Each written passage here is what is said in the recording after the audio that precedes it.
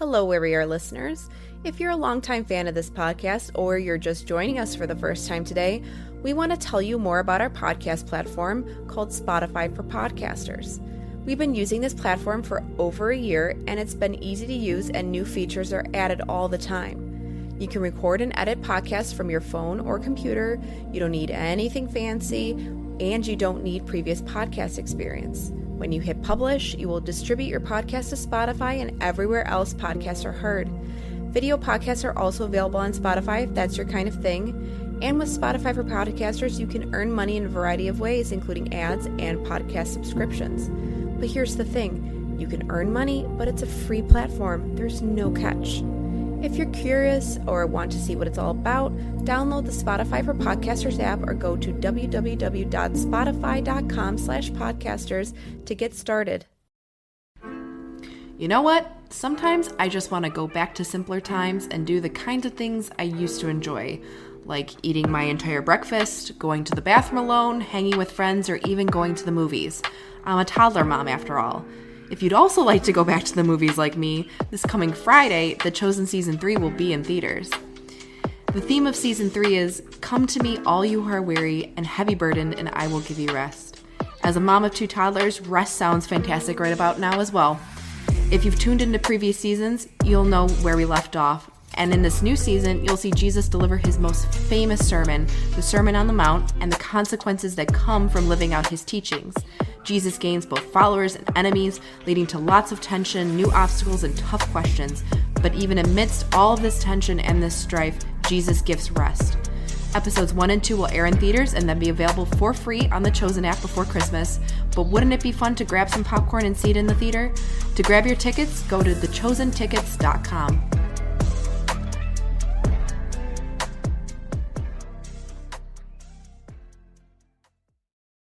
On this week's episode of Where We Are, we'll talk about Tuesday's elections and why the midterms turned out the way they did.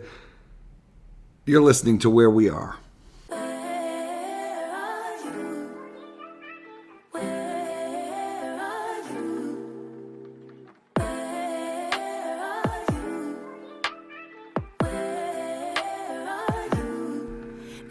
You're listening to Where We Are. We are the Wheres. I'm Michael.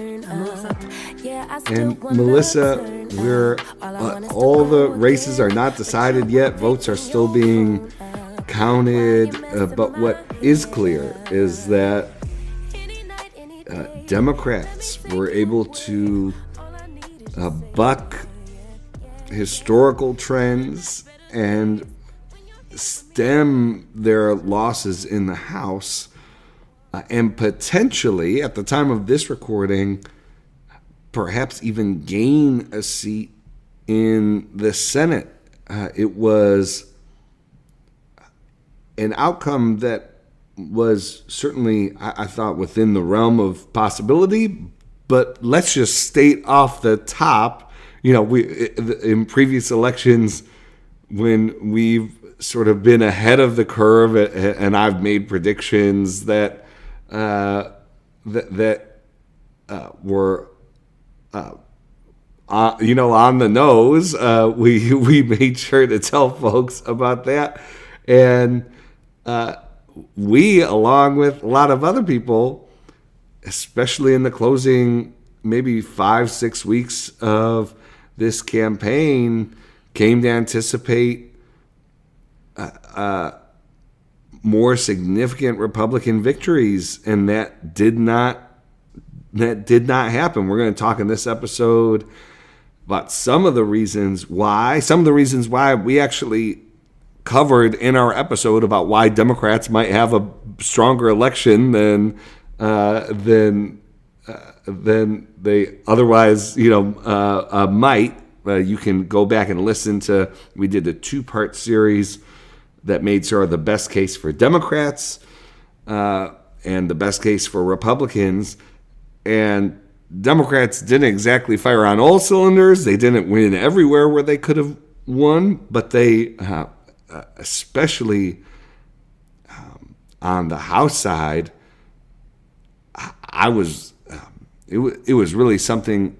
The moderates that won. But let's take a step back, Melissa. So what we're looking at right now is a 49 to 49 seat divide in the Senate. We're waiting on two races. One, Nevada, where you have an incumbent Democrat facing a strong Republican challenger. Votes are being counted. We'll get 10,000, 5,000 city votes from Las Vegas, and then we'll get votes from the rural sort of areas of Nevada that sort of almost cancel out, but Cortez Masto keeps on gaining on Adam Laxalt, and but that's a race folks are watching. And then again, we'll see in Georgia a runoff between Raphael Warnock, the incumbent Democratic senator, and Herschel Walker. Neither were able to get 50%, and so the Libertarian candidate will be off the ballot, and there will be a special election. And between those two races, we'll determine who's in control of the Senate.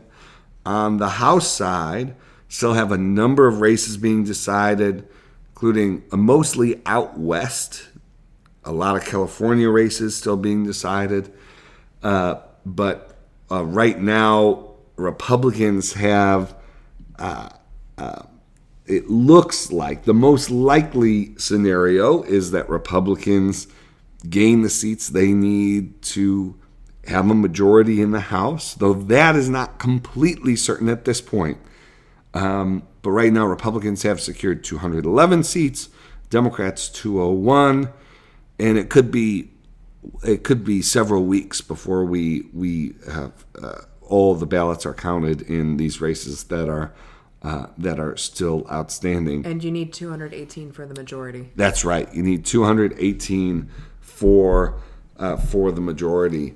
And so, Melissa, what are your sort of what are your reactions? We've had a few days to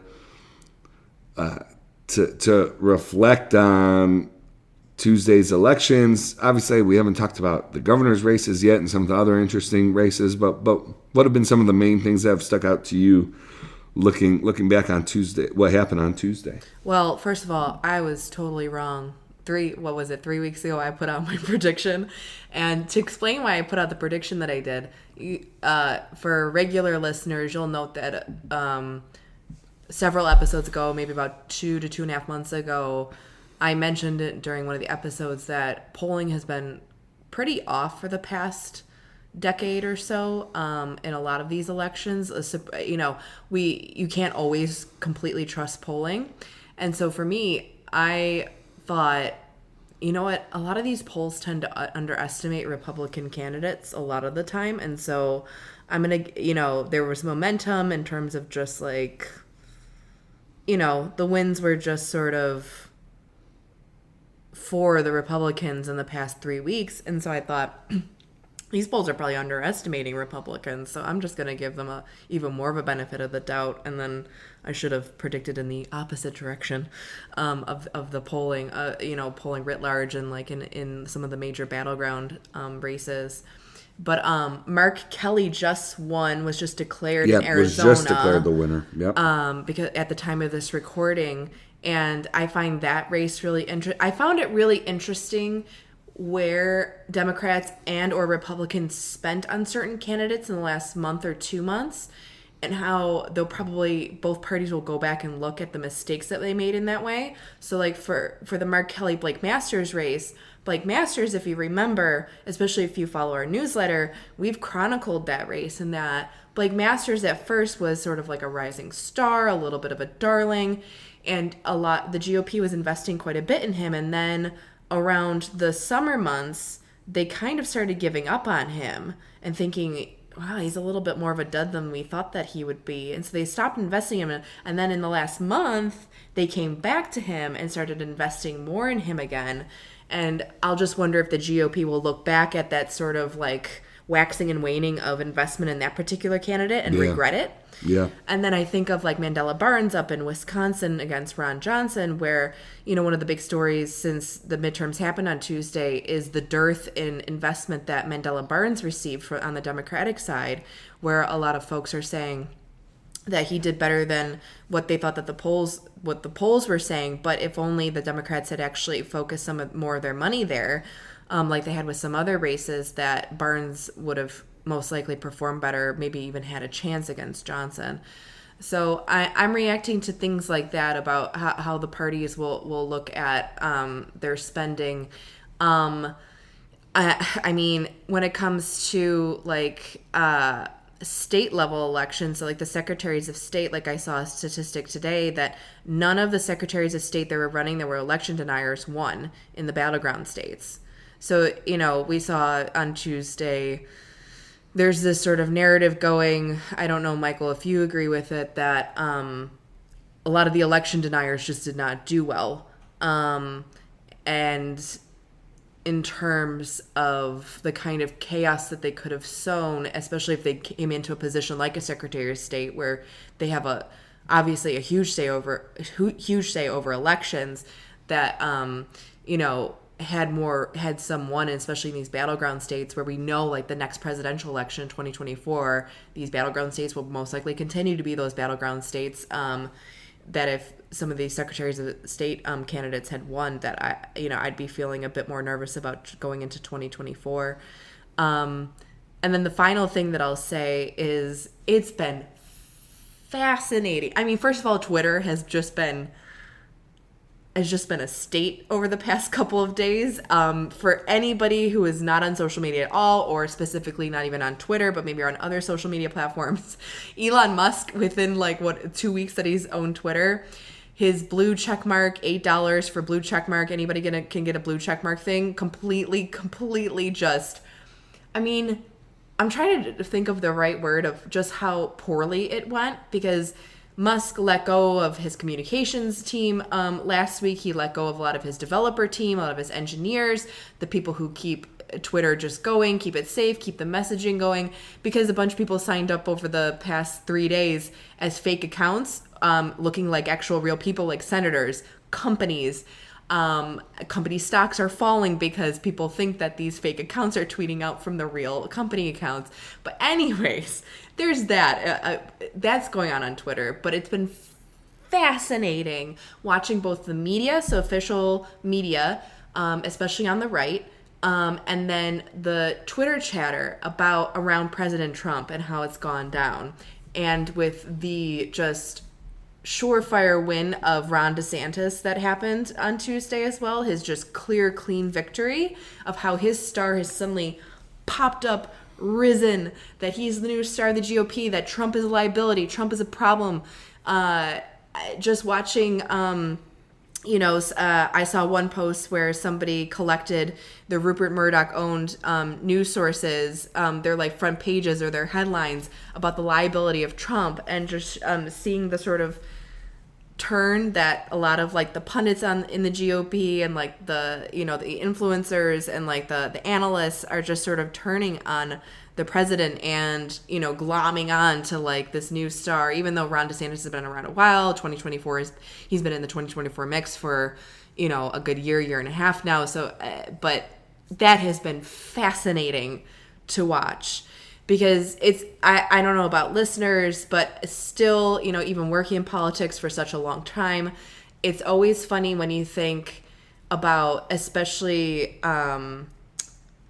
major politicians, major political stars like President Trump, and you always think they're just going to continue, they're just a juggernaut. How will they ever be taken down? How will they ever sort of lose their star power? Sometimes it's really hard to imagine. And then just over the past few days, how quickly things have turned. It's always just really fascinating to me. Yeah, I mean, I don't know how.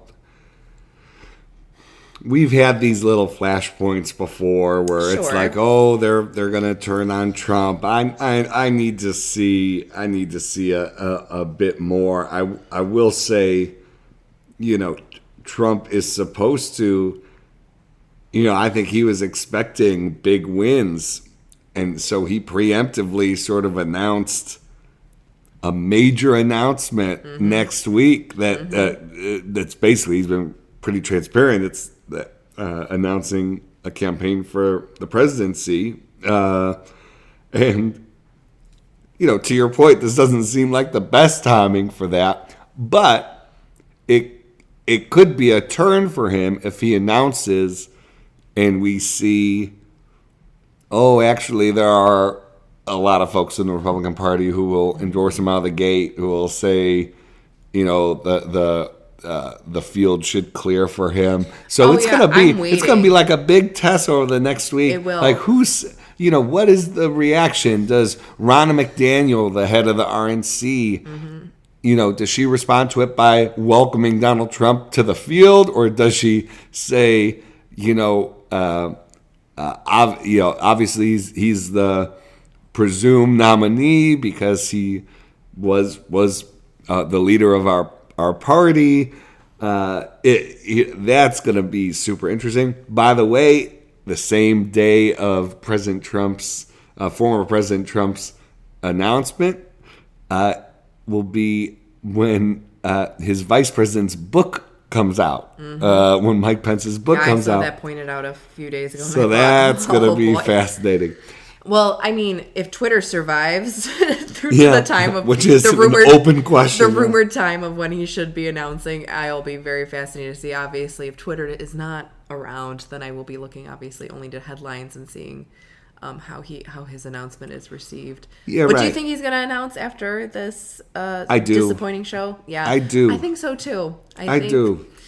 I don't think he could resist. Yeah. And I mean, he's still pulling far ahead. Now, some of these polls have DeSantis, 10, 15 points behind. But, it really, I don't think he can resist looking at a poll. Because remember, when he ran in 2016, he was polling at like nothing, and so for him to look at a poll that shows he's still the desired leader from a plurality of Republicans, at least according to some polls, I think he'll jump in. Now, just to put a finer point, so one of the reasons why there's this sort of criticism of Trump is that so many of his endorsed candidates lost. Dr. Oz in Pennsylvania, Herschel Walker, Kerry Lake's still in a tough race. Yeah. That race has not been decided yet. That's in Arizona. In Arizona, major candidates. You're probably the Senate Republicans taking back the Senate fell on some of these candidates that Trump really threw his weight behind, and so yeah, there's a lot of discontent. Melissa, I think it was because there were these narratives of Republican momentum, which I've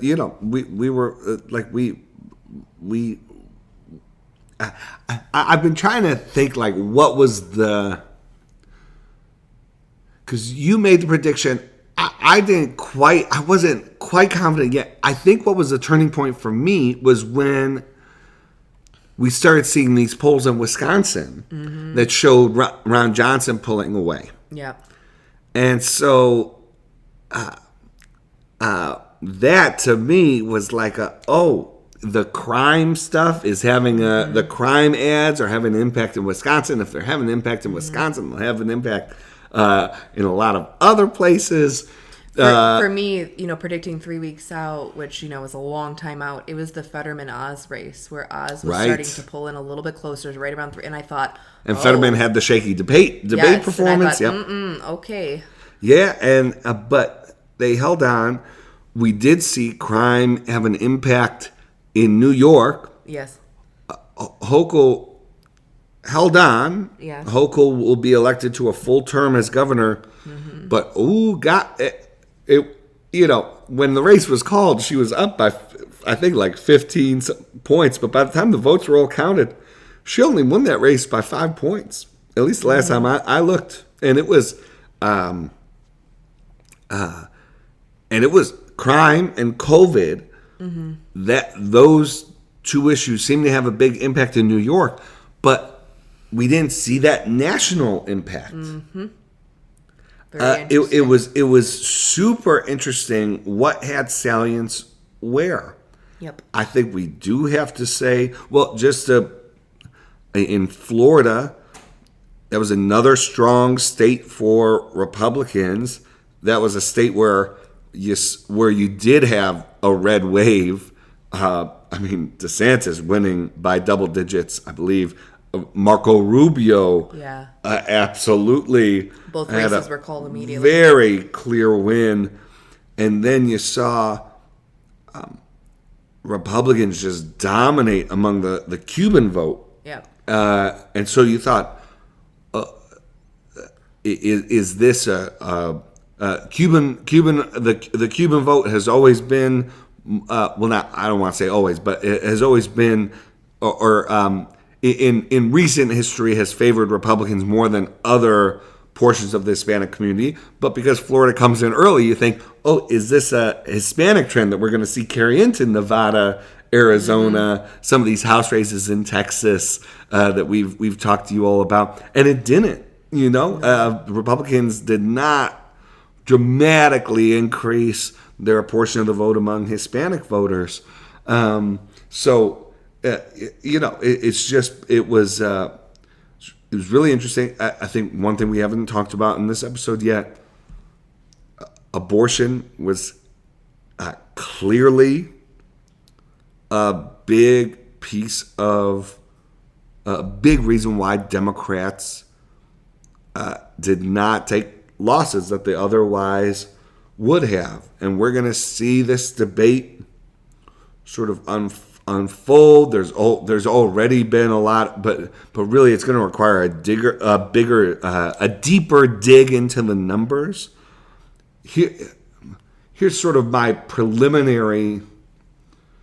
So I think there was a stronger abortion effect in states where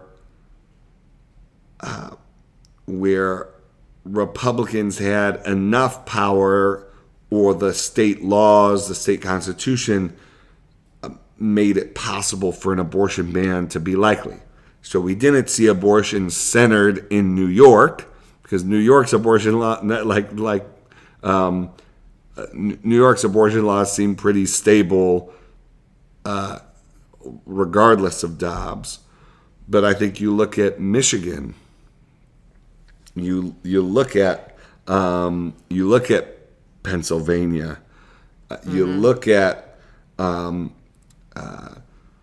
Colorado, where for a little bit you thought, Bennett might be in a tough race, but Bennett ended up winning pretty easily. Yeah.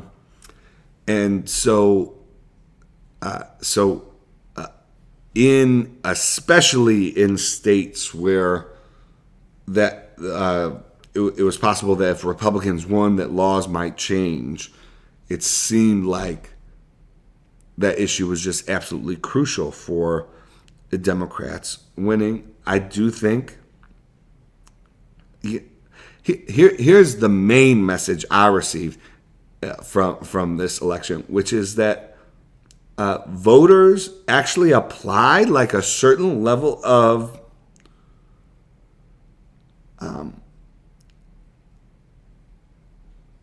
they just said, like, we're not going to accept the terms of debate as the politicians give them.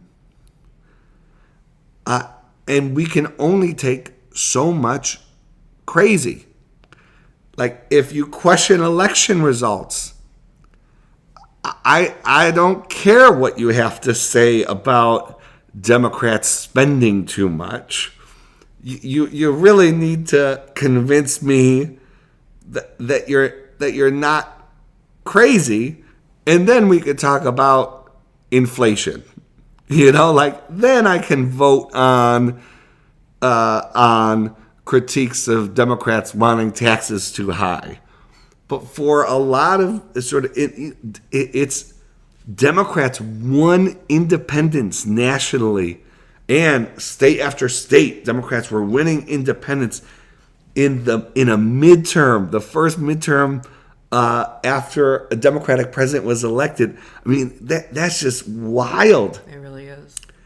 And to me, it was just voters saying, look, you want to talk about these other issues, Republicans, you need to be able to convince, yes, conservative Republicans, you've convinced them, good, but Republicans need to convince independents and moderate voters that they can be trusted. And until that trust question is settled, until you'll be against January 6th and not sort of indifferent or, sort of lending credence to it. Like, until those kinds of questions are answered, then, yeah, we don't agree with Democrats on a lot of things. I mean, you look at the issue polls, the issue exit polls, and Republicans were favored on so many issues. They were favored on the economy. They were favored on immigration. They were favored on crime. They were favored on gender issues. A national exit poll, 50% of Americans believe the conversation around gender is moving in a negative direction. But guess what? No one's voting on that, or very few people are voting on that, if they think you can't be trusted to uphold like basic governance and rule of law and be trusted to concede elections when you lose and those kinds of things. That was the main message. I think Democrats ought to be careful not to overinterpret this. I mean, to be clear, they're going to lose the House. They're going to lose the House. Let us not forget. Yeah, and they were given the stakes that they set on this election. It wasn't a clean sweep. Like I feel like Democrats are being a little too celebratory. Yes, they stopped a huge defeat, but this was not like a ringing endorsement of Democrats' agenda. It was, yeah, we don't trust the party of Trump. Like, independents are still turned off from Trump. All it takes is the Republican Party, like you suggested, Melissa, pivoting and convincing. They're not going to convince Democrats. Democrats are going to run against Trump for the next 3 elections if they can until they lose. Like, they'll keep on. But can Republicans convince independents that there is leadership in the party that is not MAGA, that is upholding sort of norms and can bring us back to, can contribute to a kind of normal that I think has been so attractive to independents, many of them, about Biden. So, yeah, I mean, I think that those are some of the messages I take, that this is not a sweeping sort of endorsement of Democrats. I actually think one of the interesting things is how durable Biden's image as a centrist is, even when he does not run like one. I think one of the benefits of having, to Democrats politically, of having Biden leading the party is that voters are actually, there's a resistance for voters to accept Republican attacks that Democrats are extreme, because they just kind of go, wait, if this party led by, Joe Biden, if Joe Biden's extreme, the really, where are we? I actually think some of the Republican attacks would hit harder if everything was the same, except for Joe Biden not being the head of the party. So that's an interesting dynamic. Melissa, Anything else stick out to you from that, or any other races we haven't talked about? Yeah, just a couple more things, but just to what you just said. You used the word pivot, and I think that's the exact word that I was looking for before. I always knew that a pivot would happen away from Trump. It would happen at some time. It's inevitable. Right. It's literally inevitable. Yeah, I just didn't understand how or when, but one of the things why I pointed it out is just because of how, again, I agree with you. Nothing is set in stone. This could turn out to be not a real pivot. This could just be blustering after, licking your wounds after the fact kind of thing. But if it is, I mean, politics is just so... Can you even... For me, maybe I shouldn't say anything further because I'm, it's something that might not actually be happening. But for me, if you're ever wondering if... I mean, Michael, you can speak for yourself here, but if you ever wonder if I myself struggle with cynicism in politics, I do, because I think about the fact that Donald Trump came in and did what he did. We had an insurrection in the Capitol. And within 3 days, we could pivot like this. Yeah. What do you mean within 3 days we could pivot like this? Pivot to another candidate and say, Trump I is get what you're viable. saying. I get what you're saying. Like January 6th wasn't enough. Everything that we saw during the Trump, but Republicans take a couple unexpected losses, and it's like, we need to move on from this guy. I'm totally This dude's with it. toit's like, right. okay. Yes. Anyways, sorry. Well, it shows how power oriented the whole thing is, ridiculous. right? So long and that's as why I say cynicism inducing, and I'll work on that over the next week probably. well, I think it's reason for cynicism, which is right. So long as he was delivering power, Some supreme wins. so long as he was delivering wins, and so long as other Republicans in power feared losing their power if they didn't go along, then we saw acquiescence. But what it required was, and again, I'm not convinced that, but let's say that Trump's announcement, let's say A, that he does announce he's running for president, and B, let's say that the red carpet isn't rolled out for him across the party. The reason you'd have to take from that is it was because a crack came through in the midterms, and that crack was this idea that Trump isn't a kingmaker, that Trump's attacks are weakening, that people can stand up to him. I mean, I think most significantly, Kemp absolutely. He didn't. Abrams ran a strong race. I mean, Georgia's still Georgia, but Kemp won by 8 points. It wasn't close. No, it wasn't a nail biter. And Raffensperger, the Secretary of State, he won by a landslide. Yep. And so you start seeing these Republicans distancing themselves from Trump and still getting Republican votes. Mm-hmm. And other Republicans start to go, maybe there is a path. Chris Sununu in New Hampshire, winning.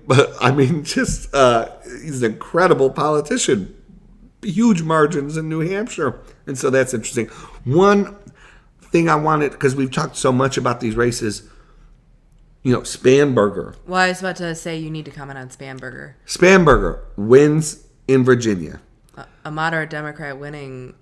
I'm kind of, my mind is blown on that Henry one. Cuellar wins in Texas. Vicente Gonzalez beats Myra Flores in Texas. So here's the interesting thing, right?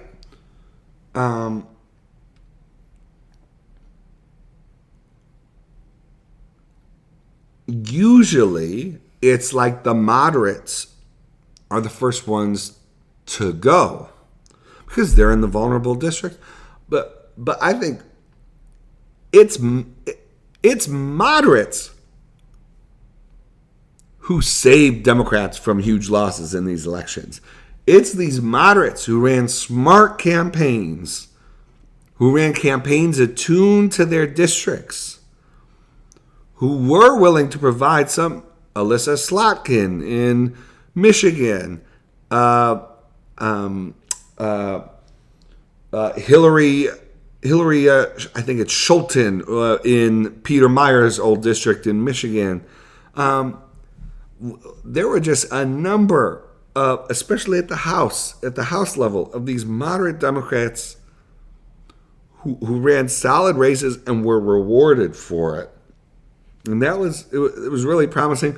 We should mention one Democrat who ran and lost probably the biggest loss that Democrats face in terms of, just I know exactly who you're talking Sean about. Patrick Maloney. The guy I've been complaining about on this podcast for the last few weeks. I mean, everybody's saying he did lose. He did lose. His strategy won, even though I think it's completely the worst strategy. Well, it's just such like he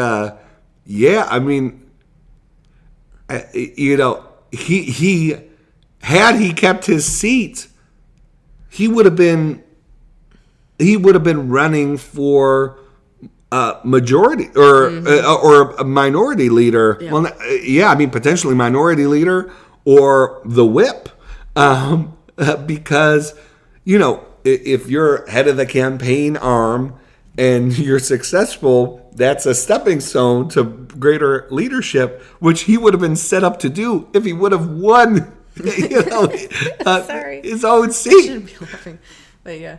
Yeah, just wild. I wanted he to lost. mention He did a New York Times interview in which he oddly blamed AOC Yes. and sort of just used his swan song to just rail against AOC. It's like, AOC okay, she's still going to be in Congress, and you and AOC clapped are back not. hard.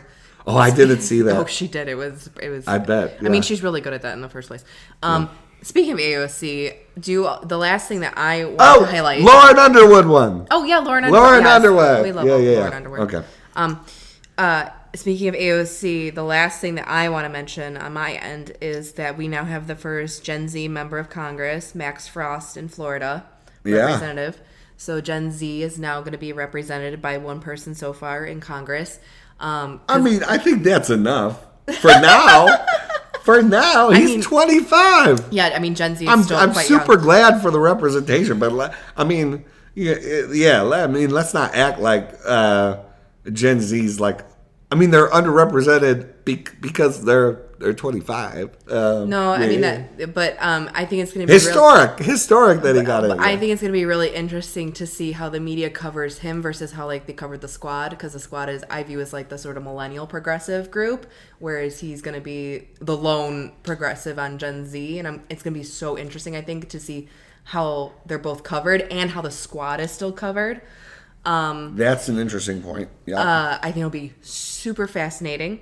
And does the Squad let him in? That's the next thing I was gonna say is, does the Squad work with him? Does he want to work with the Squad? I don't know, man. Speaking of that, talking about the youth vote, it's also been fascinating to watch the coverage of youth. I'm glad you raised the youth this. Vote, because we saw. The best, the most millennial way that I could put this is trying to make fetch happen, saying that the youth, the young vote drove Democrats to win. Well, Democrats are obsessed with this, and I know, and have been forever. When millennials were because the vibes it gives them. Yes, exactly, and so.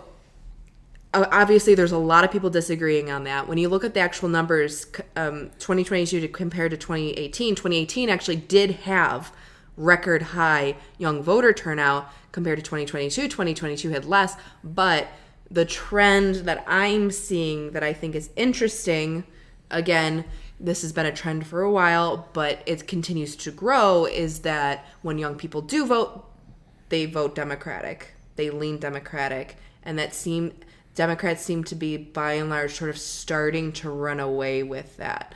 So, it's almost like Democrats want to speak into being. We know the power that this could have, so we want to talk about how we're leading record high turnout, when that's not the case in 2022. We still have to see a lot more numbers. There's still plenty more votes to be counted. And I think somebody will have to sit down and really really get the final numbers so that we're conclusive on this. But so far, 2018 has had a higher turnout. But when young people have been showing up, they vote Democratic.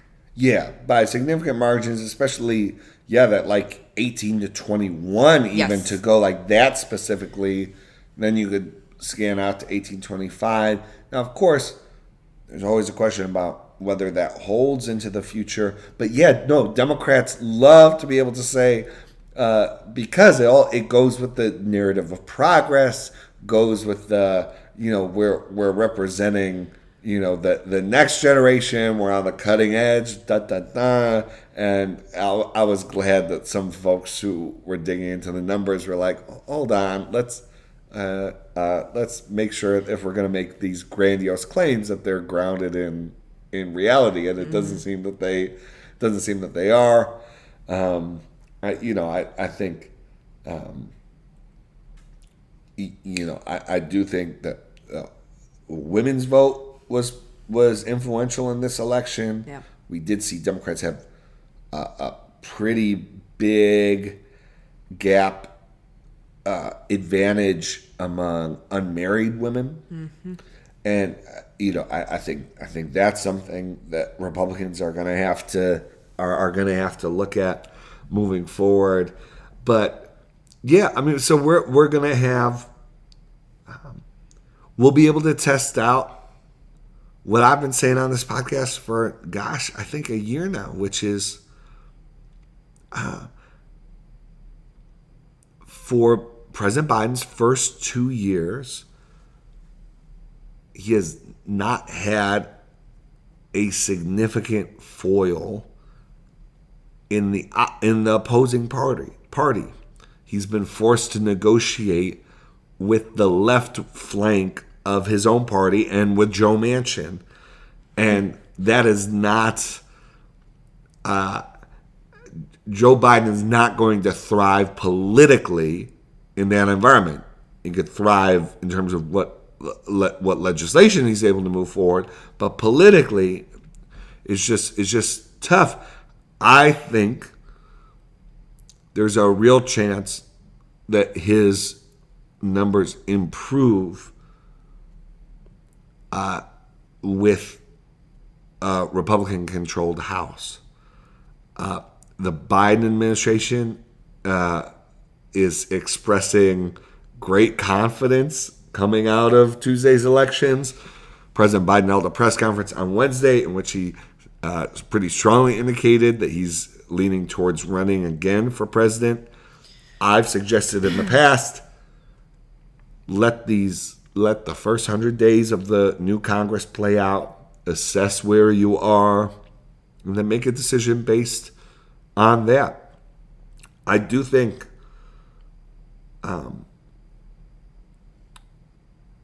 I do, obviously he's the president. He has the right to run if he wants, if he decides to run, and I think they'll be taking a really close look at how he's doing 100 days into the new session of Congress. And Biden himself personally is going to be, I think, much more inclined to run if he sees on the other side President Trump is running a viable and is likely to represent his party.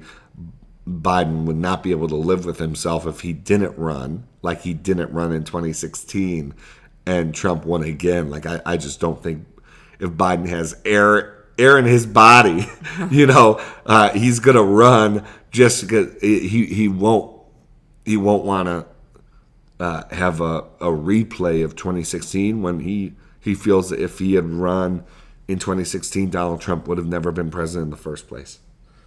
Yeah, and it'll be super. And just the very last thing is, you said this to me, the approval rating bump that he may receive, not just from this election, but over the first 100 days, will be really helpful to that decision making as well.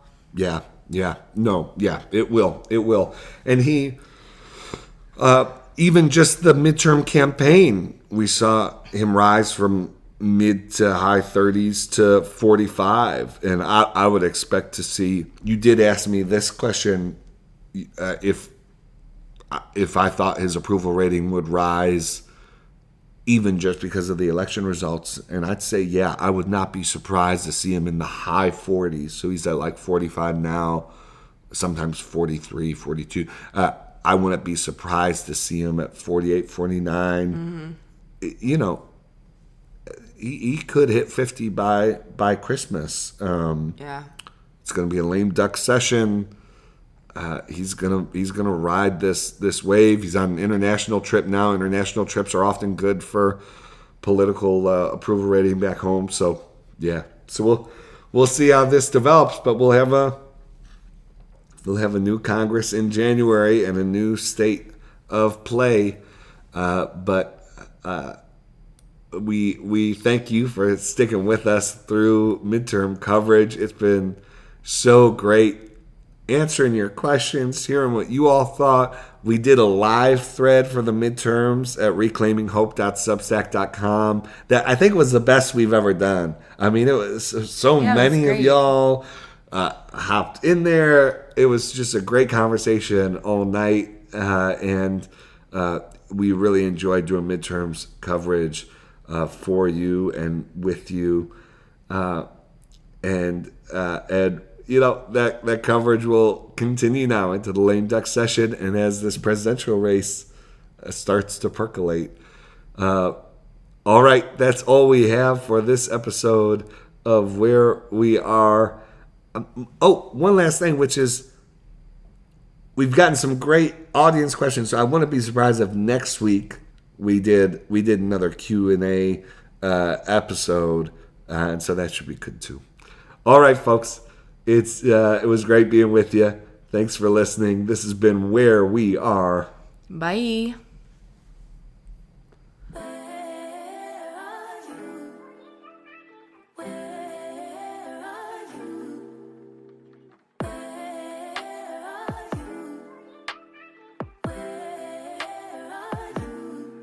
It's the end of the weekend, but I still wanna turn up. Yeah, I still wanna turn up. All I want is to go.